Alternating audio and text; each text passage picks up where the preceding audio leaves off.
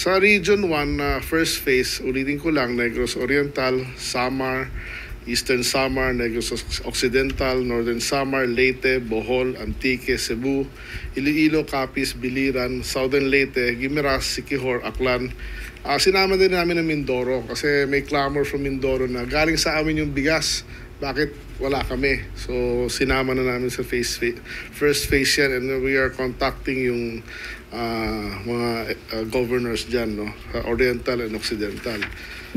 Phase 2, ang target namin will be by July, and as mentioned before, ang rating namin is based on poverty incidence, ano? So number 1 on sa phase 2 natin in July would be Zamboanga del Norte, which has a 37.7% of poverty incidence. Yan ang pinamataas. Pangalawa, Basilan, Cotabato City, Tawi-Tawi, Maguindanao del Sur, Maguindanao, Davao Oriental, Sorsogon, Maguindanao del Norte. Yan ho ang phase 2. Ang phase 3 naman, September.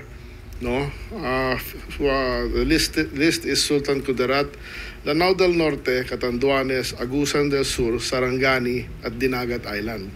So yan ho yung tatlong phases natin na i-implement natin for yung tinatawag na shared subsidy, no? Shared subsidy. Inutos na ho ni Presidente sa amin at sa akin na gagawin na natin to hanggang 2028. Yung formula na lang ang basically pinag-uusapan. Meron na kaming idea sa magkano ang magagastos. Pero ang pinakamahirap ma-identify, siyempre hindi naman ito pwede sa lahat ng Pilipino, no?